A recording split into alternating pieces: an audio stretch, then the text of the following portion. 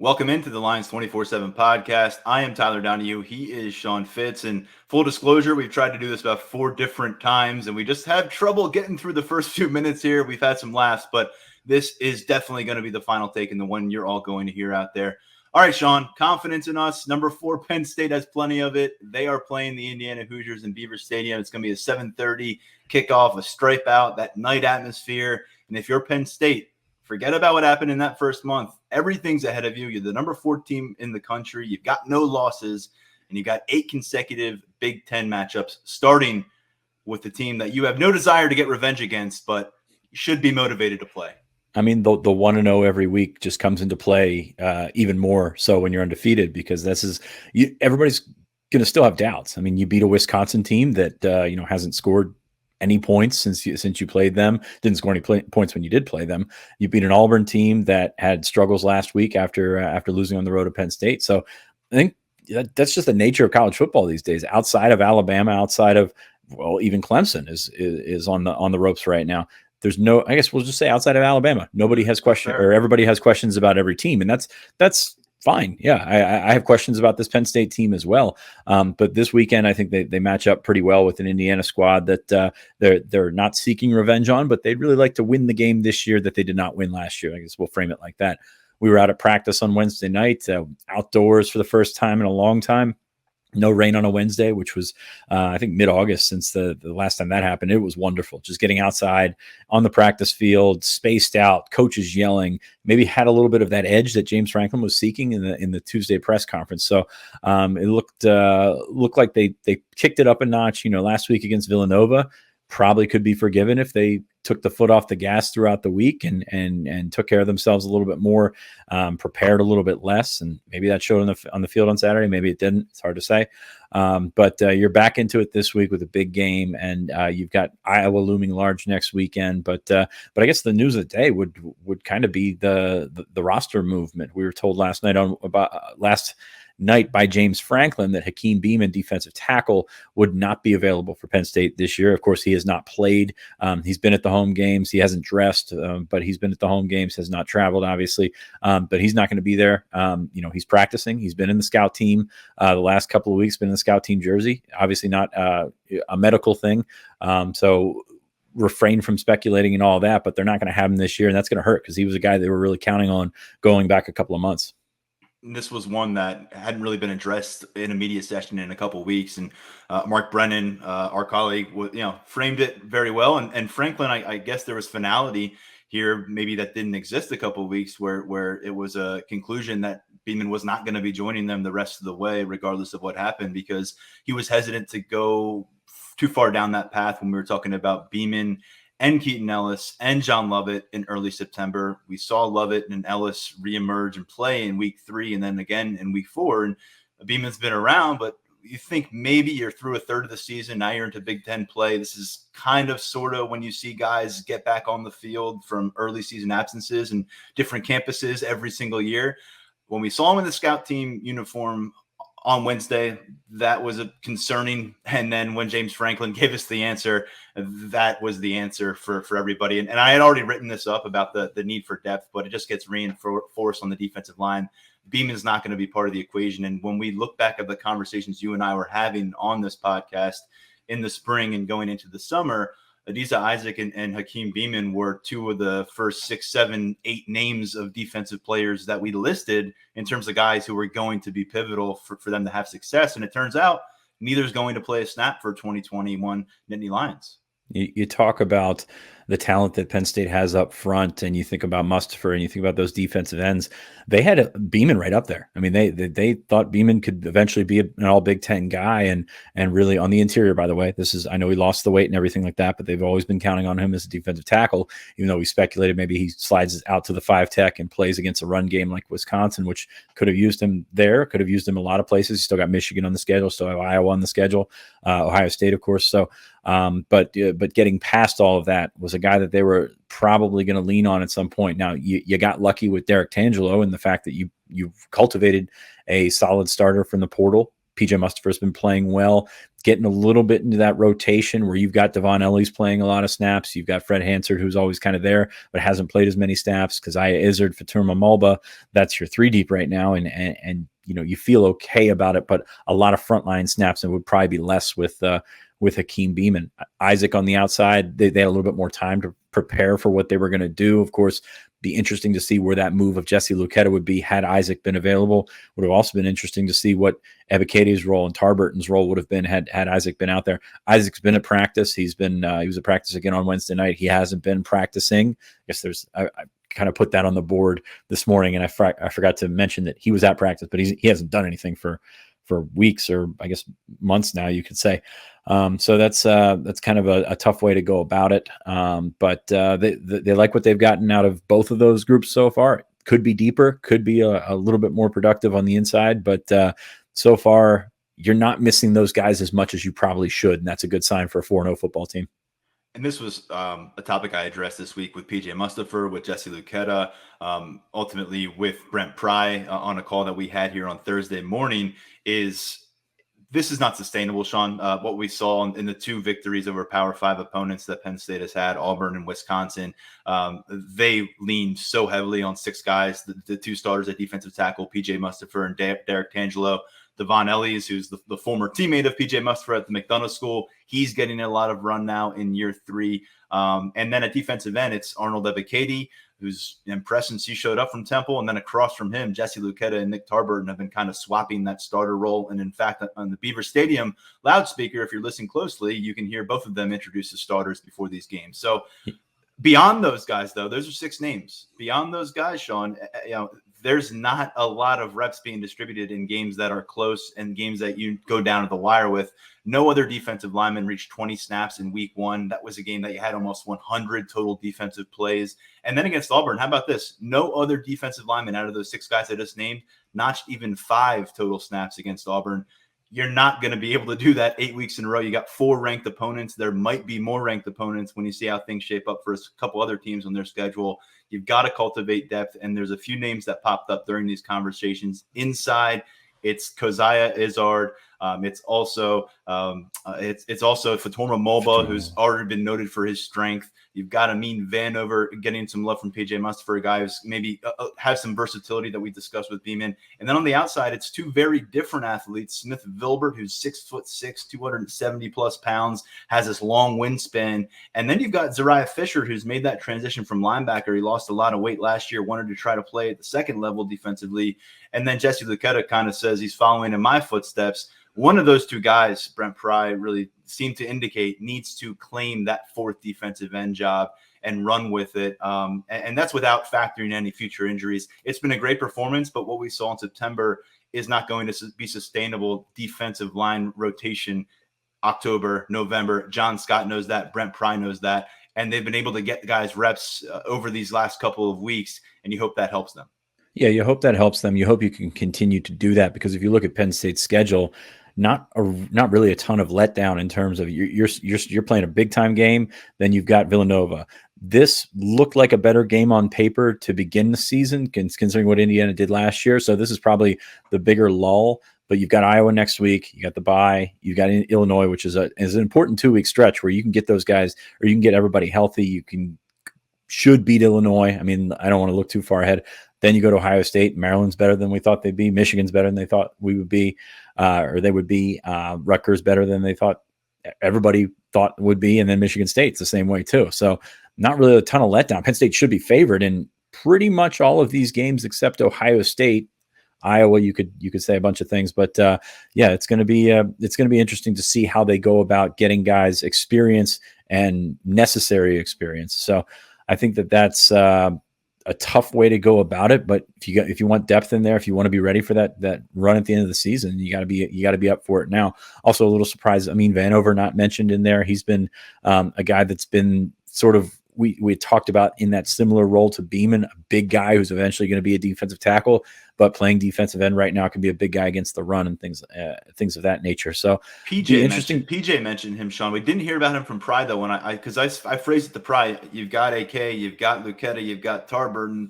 How are they doing, and who needs to step up behind them? He went to Vilbert, he went to Fisher. Lucetta mentioned both those guys too. We saw Vanover briefly, I think may have been just one snap, playing inside in a 3-man front, but he has been referenced as now being more so a full-time perimeter defensive lineman.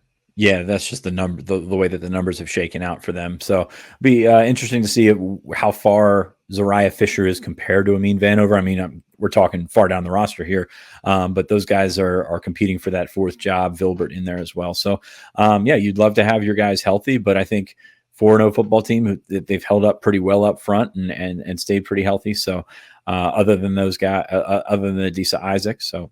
I mean, you're feeling good about where you stand, but you like to know a little bit more about that group entering October. We have clarity on Beeman. We now know Keaton Ellis is going to get his opportunities here at safety, coming along, projecting now as a second team safety moving forward. I got a chance to speak with him briefly this week, Sean, and kind of under the radar while Villanova was scoring some points on Penn State late, and people were getting frustrated about the ground game. We did see Keaton Ellis get his initial reps at safety. I believe he was strictly special teams in that matchup against Auburn. Moving forward, is a guy I remain very intrigued by. I thought he flashed a lot his true freshman year. Last year, he wasn't always available for this program. We don't know why he missed the first 2 games of September, and clearly that's going to set him back a bit from a developmental standpoint and getting the snaps at safety. But coming out of the conversation with him on Wednesday, remained curious about how he can impact this team starting this Saturday. Yeah, I mean, there's plenty of questions back there. As we saw last night of practice, no Tyler Rudolph, so a lot of Jonathan Sutherland and Keaton Ellis back there. And Ellis needs those reps. I agree with you. You like what you've seen from a physical standpoint, but it's all about understanding how the play works from that vantage point. And he hasn't seen a ton of it in live action. So going to be an important player for Penn State as the season continues. I think he's kind of turning that corner from a guy that is making that position change and trying to figure out that position to a guy that you can maybe count on. I still expect a lot of reps for Brisker and Brown and to a lesser degree Sutherland, but Ellis is a guy that you're going to need to be healthy, and you're going to need to know what he's doing coming up for that big stretch. Someone else we had a chance to speak with this week, Sean, is Tyler Warren. And I think this was probably the most exposure he has had. You caught up with him before he enrolled a couple of years ago. He didn't do many recruiting interviews, and that was after he had already signed. So there was a chance to get to know him a little bit. He called his package a fancy looking thing. He also said, let me rephrase that. He called the package in which he plays quarterback a fancy looking thing. It did result in a couple of short yardage touchdown runs in the last couple of weeks. And when we're talking about a 6'5", 6'6", 255-pound tight end who's playing a goal line back for you, and Clifford's praising him for the work he's put in, and Franklin's talking about opening up new opportunities for himself. I mean, this is a wrinkle in the offense that I didn't think we'd be discussing at this kind of realistic nature, I guess, coming out of September. But when you see it in back-to-back weeks and everyone says, look out, there's more coming, I'm starting to buy into it. Yeah, and I'm glad we're on video now so we could see the reaction to your misstep there. Yes, here's the thing about Tyler Warren. Penn State doesn't need to play 3 tight ends. Like that, I'm saying that they've got 2 really good ones in Brenton Strange and Theo Johnson. So if you came into this season and like we thought Tyler Warren would be relegated to the mop-up duty or whatever, then that's perfectly fine. But they think he's really good. They think he can play now and he can provide something for this team. So you don't have to play 3 tight ends, but you are playing 3 tight ends. That says something to me about what they think about Tyler Warren, how versatile he can, he can be. We've mentioned watch out for him throwing at some point. I would love to be right on that one. But he just provides something a little bit different. And he provides something good at tight end too. It's not like he's coming into the game and, some of those guys are just, wildcat options where you know that they're going to run it. But he can go out, he could start up in the backfield. Clifford could be split wide. They could just set into motion and put Clifford back at quarterback and put Tyler Warren at tight end, and there'd be no drop off. So really impressed with what he's been able to do so far. And for him to get onto the field behind those other 2 guys. Now, Franklin did specify he's the 3rd guy, and he is behind those other 2 guys. But for him to be where he's at is pretty remarkable. And Franklin also said some good things about Khalil Dinkins. So that room started a little bit slow this year, but has really come on and done some nice things. And I think they're going to continue to get better and continue to play all 3 of those guys, because they're not only your 1, 2, 3 tight ends, but your third and fourth and fifth receivers.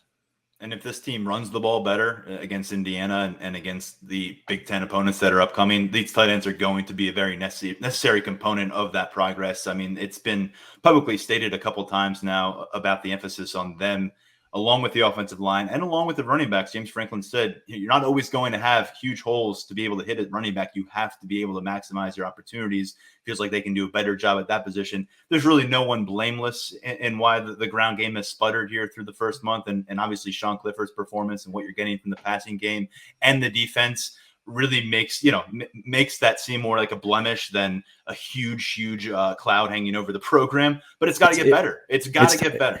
It's tough when there's a problem on offense and you just can't blame it all on Clifford, right? We got to work around that now. Yeah. So, I mean, look, I think and that was something else that Warren said.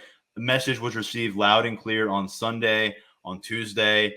Sean Clifford said the same thing. A lot of criticism, and psychologically, it's a lot easier to receive criticism and internally digest it when things are going well than when someone brings it up and it feels like they're kicking you while you're down.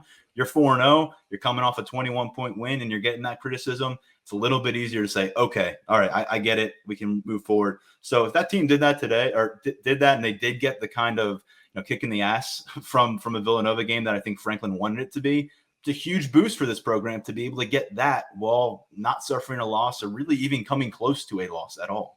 And I think that speaks well, and we'll segue here to the next thing, to the culture. The Penn State's going with a shorter term memory. I think some of the coaching changes have helped sort of cut that head off from last year, that 2020 thing that was looming large over them. You bring in a new offensive coordinator and you try and forget all that stuff. And really what we said in the offseason, and I think part of this was surprising in that there's always attrition in the offseason. Guys always transfer out. We kept waiting for guys that were fourth, fifth on the depth chart to hit the portal and see what's happening. And didn't happen. In fact, we thought, they might be in trouble with scholarship numbers because of the number of guys that stuck around. That speaks to the culture. That speaks to what they've done. And they've done a nice job turning the corner from, I believe, what Clifford said, a culture slip. And, other players have pointed to that, over the last year in terms of what's different this year than last year. Obviously, we've talked about it here on the podcast. There's a few guys not on the team anymore that, addition by subtraction is the easy crutch to fall on, but it seems like they've done a nice job of resettling themselves and figuring out what they are as a team. And Sean, we predicted this coming out of the post game and against Villanova. It's been a week of 1-0s and 1-11s and do your job. And we're not focused on last year's Indiana. We're focused on this year's Indiana, all that stuff. And we expected it, but there was a candid aspect to what Sean Clifford told us on Wednesday afternoon. Peeled back the curtain a little bit about last year. He said, quote, he felt like the culture, sorry, that's not a quote, felt like our culture kind of slipped last year. And he also said, quote, the standards didn't change, but we kind of changed a little bit. Because of COVID, we made excuses for things, and that's not how we run our program. And Sean, we mentioned this last year. Penn State did a great job keeping all of its guys healthy in a college football season for 2020 where locker rooms struggled with that. But reflected on the field, 0-5 start and everything else we've talked about there was an issue behind the scenes and how this team prepared and what they were doing to get ready on game days. Ultimately seemed to come together for them well down the stretch. And I think as time moves forward and as we get more separation from the fall of 2020 and from 0-5, we'll start to hear more about what exactly went down. But I think hearing that from Clifford, a guy who's been around the program, last year was his fourth year, his second year as a starter. He had been the young player, watching a Trace McSorley, watching a Saquon Barkley, those kind of players be leaders in the locker room. So for him to note that there's a slip in the culture, he saw what it looked like before. He got here right after that 2016 Big Ten title run, and he saw what it looked like coming out of 2020. And he said they came out of last year, the leadership council, talked to the staff, and they made a decision that either they were too comfortable or things weren't trending in the right direction. They needed to be challenged. They got the hardest. I mean, we hear this time and time again, the hardest, the toughest offseason workout they got from start to finish from this Penn State staff. They've responded. They're 4-0. And like I said, I think the further they get from the pain and what that tasted like, the more we'll have moments where a guy like Sean Clifford is comfortable enough to say, hey, here's what happened last year. I think he even dropped a Franklinism, like you got to fight for your culture every day or whatever. Bingo. So that's really something. There's a reasonable discussion to be had on reasons versus excuses, especially for last year. But when you allow those reasons to pile up, then they become excuses. That's the problem. You get complacent with having reasons for why everything went wrong, and instead of correcting them and getting where you needed to be correcting them, you kind of fell into it and maybe felt sorry for yourself, felt that was okay.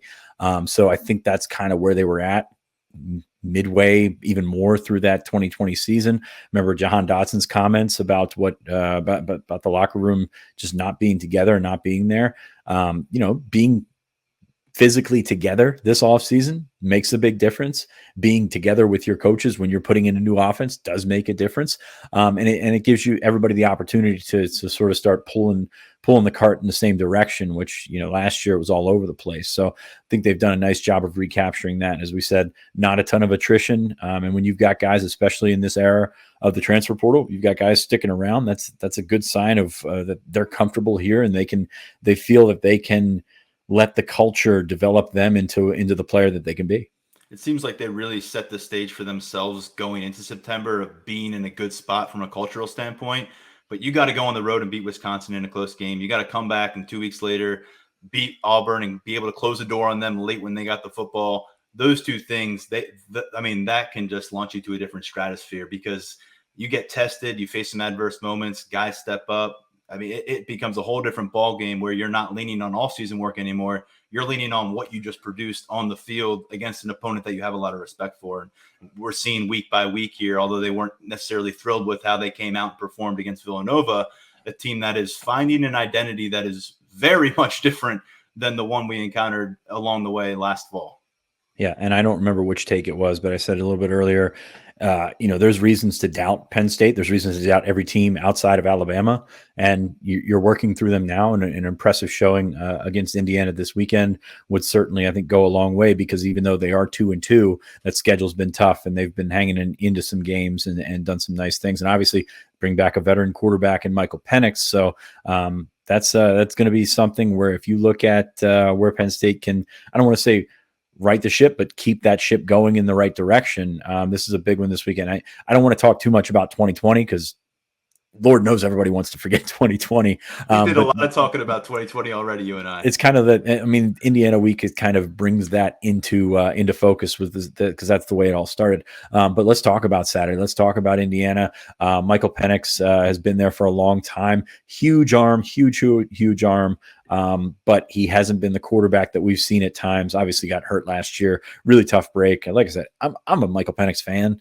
But it's certainly not the same player. He hasn't been the same player. Now, Zach Osterman said against Western Kentucky that he did a nice job of settling into throws and looking more comfortable. And of course, coming off an injury that he did, you can expect that, a month into the season or whatever.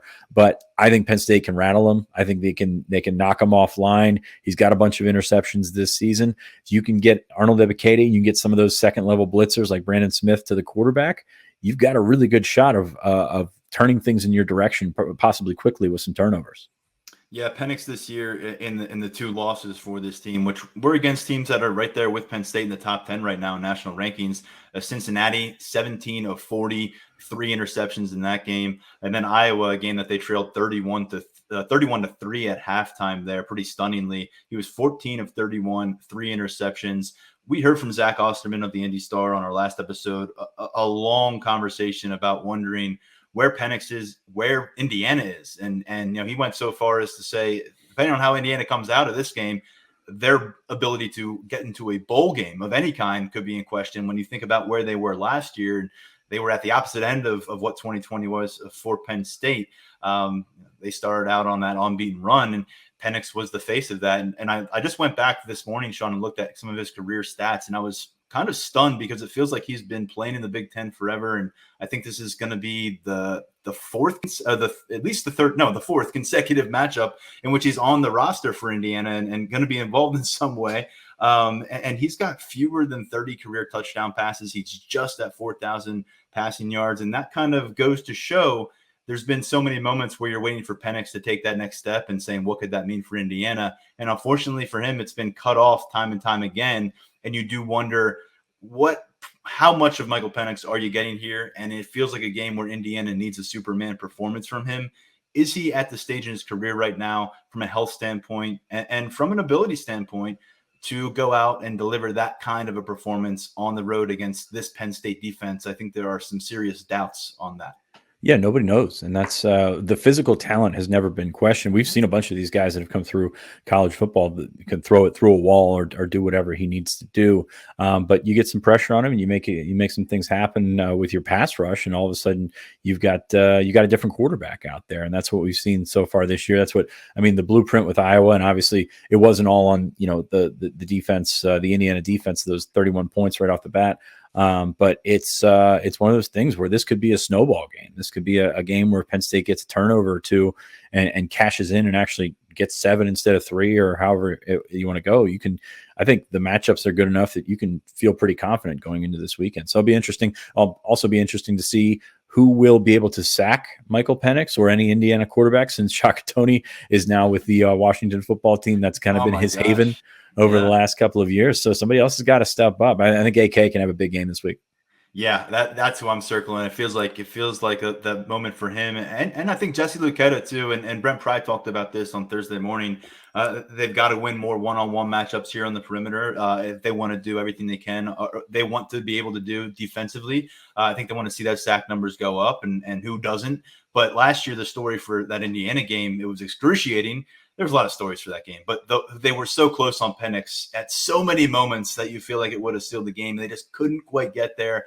I do wonder in this circumstance with the home crowd also, I think, really being a factor. I know Zach said, hey, Indiana's played Big Ten road games. I get that they have, but I do think that's still going to contribute to what this defense wants to be able to do. Penix to me is, because of how things have gone in his career and because of how things have gone in some big spotlight games this year, if there is a snowball effect, it's going to start with him. I think if they can get after him, rattle him early. I know he bounced back in a big way late in the game last year. This ain't last year. I think that there is a very dire situation for Indiana if it's ugly early, and him getting off, picking himself off the mat and dusting himself off and having an answer and a response for Penn State. I think that's unlikely. Yeah, and no Whop failure anymore for Indiana, who's a really good player for them. Of course, Freifogel, I think, Big Ten receiver of the year last year, I believe. It was excellent, but you're putting a lot more pressure on him now. Peyton Hendershot's going to get his share of targets. You have to keep him in check. But you look at the matchups, the skill players versus the back seven, and I think Penn State, on the flip side, Penn State's offense, this is the matchup that I like the best, is Penn State against that secondary, which is, you have it written down here, exploitable. They're also banged up a little bit. Jalen Williams is in concussion protocol. Not sure if he's going to play or not.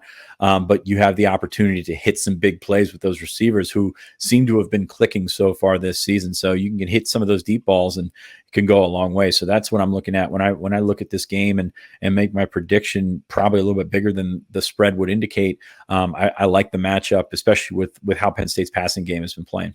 You got to find a way to limit the impact of Micah McFadden. Fantastic linebacker for Indiana, and we heard about the impact of his ejection in their latest loss. But I think you just speaking with players and speaking with the Penn State coaches, that's the first Penn State player or the first Indiana guy they all seem to mention is McFadden, and you can see why when you watch an Indiana defensive play this year. But I think, from the secondary standpoint, exploitable is the word I wrote down there. I could have written down twice. And with Jalen Williams potentially not on the field with that concussion protocol situation, that's another man down. I do not like how this bodes for Indiana at all. And I think we're going to see it early. Sean Clifford's going to take some shots. And the nice thing is here, I can't really tell you which wide receiver it's going to be, but I think they have 3 guys at wide receiver who can get loose, can get deep, and come up with 60-plus yard kind of touchdown early in this game. I like them to fire a warning shot early through the pass attack, because I do think Indiana needs to be tested back there. I think up front, there are some things that I like about what the Hoosiers do. And we're going to need to see Penn State establish some run game here. But I still think this is one where you kind of pick up where you left off against Villanova, test some things out early, probe a little bit with Sean Clifford. And I think it's going to pay off for them, to be honest. And I think it's going to put Michael Penix and that Indiana offense in a tough spot. Yeah, Indiana's had some success in the transfer market. They've got a couple of guys that are playing a lot of snaps for them, so you got to account for those guys. But I love Tom Allen defenses. I love the way that he coaches, but I don't see this one being as deep and as talented as the one they had last year. So we will see what happens with that. Like I said, if you can exploit them and get them playing on their heels, this is a team that you should be able to put some points up on. So we'll see how Penn State's offense handles that on Saturday night, and what should be another really good atmosphere. And then in terms of just explosive players, guys who can do big things with the football, Penn State's in a spot where throughout the season now they should have a pretty significant advantage when you look offense versus offense, their offense against whoever they're playing. Here, I think that's another thing that pops up to me. Without DJ Matthews on the field, who was doing some really nice things for them, the Florida State transfer, a big time prospect several years ago, as a special teams returner, as a receiver. He's somebody that I think you certainly had to account for. I have a lot more questions as you work your way down that depth chart for Indiana going up against this secondary. I mean, these Penn State cornerbacks, we haven't talked about them much, and there's just a reason they have just done their jobs time and time again. Freifogel, you have to, he's the one that you got to say, can't let him beat us. And Hendershot too. Hendershot's a spot where we heard from Brent Pry today, and Curtis Jacobs really, I want to see Curtis Jacobs against Hendershot without going to, I don't really need to bring Pry into this. I think I'd like to see Curtis Jacobs challenge him. This is a game where I'd love to see Curtis Jacobs take another step in his career, because to me, if there's another player that we're looking toward, you've gotten more than you thought with Jesse Luketa. You've gotten more than you thought with Arnold Ebiketie, I think, realistically coming in from Temple. When I'm looking for the next guy who can be a tipping point for this defense, it's Curtis Jacobs. And when I look at this matchup, I think there's a lot of ways in which, whether it's getting after the quarterback or, as I just alluded to, helping in pass coverage, because if he can step up and perform well, I just don't see there being a lot of options for Penix to exploit downfield the way this Nittany Lions defense has been playing. McFadden's the impact player on that Indiana defense. Penn State's outside linebacker is going to be key, especially for a running game with it's more shake and bake. It's more cutback oriented than it was with Stevie Scott last year. So Brandon Smith and Curtis Jacobs, both very important. You mentioned the Penn State secondary. We haven't talked a lot about them. They've been so good. There's been really no need to talk about them. You'd like to finish a few more plays and things here and there. But they've been tremendous. They've been Big Ten championship level as a secondary. So the less we can talk about them, hopefully the better it is for everybody. All right, Sean, with all that said, and we had Zach on to talk about a half hour on these Indiana Hoosiers earlier in the week, I think you and I are ready to make our predictions, and I'm with you on the margin of victory here. I'll let you give your score, but I've got 34-17 Penn State taking this one. So certainly more than the experts anticipate, I guess, when you look at what Vegas envisions for this matchup. To me, I do think that Penn State's going to get after Michael Penix early, and I think that will be kind of the pendulum swing that puts this one in Penn State's favor. And I don't see Indiana having the firepower right now to be able to push that pendulum back, and particularly on the road here. I agree with you. And I don't see your prediction until you send the rundown over right before we record. So that 17-point margin is pretty interesting. I have Penn State scoring 38 points, 38-21. As I mentioned, I like the matchups, especially outside. Penn State's receivers should be able to shake loose and get some big gains and potentially even some big touchdown plays. Sean Clifford plays like he played in the last night game. He's going to have a lot of success. I'm going to say 3 turnovers off of Michael Penix for the Penn State defense in this one. Wow. And yeah, I'm going to say 3 turnovers and put me down for another long touchdown for Keandre Lambert-Smith. I like to throw a dart at the board every week, and that's going to be mine for this game, Sean. We got one more thing to hit real quick before we get out of here. Recruiting outlook. We got the commitment of Amari Evans is on the schedule. What should people be aware of and following along, of course, on Lions247.com over these next 72 hours? Well, we've left our producer Lance Glenn with quite a hack job here. He's got to cut up a bunch of stuff and edit it. So I'm not sure when this episode will be out, but hopefully by that time I put in a crystal ball pick for Penn State for Amari Evans. I like where they stand going into this weekend. Again, this is a guy that they've had on the radar for a long time, worked him out, ran those 4 threes for them, and really turned some heads that day. I mean, no reason to offer another receiver at the time they did, but he showed enough to get in there. So it's a long-term projection. It's a valuation for a kid that plays high school quarterback, but he's a fast one. And if you're going to miss fast. We're going to have all of that coverage on lions247.com. A bunch of visitors, which Sean has the list up on the site right now. I encourage you to check that out. We'll be back with you after the game on Saturday. Whenever this one goes final, we'll talk to players and coaches, and we'll be back in our respective house studios to bring all that in. Unless I'm at the hospital with my newborn child. I don't know at this point. You don't know at this point.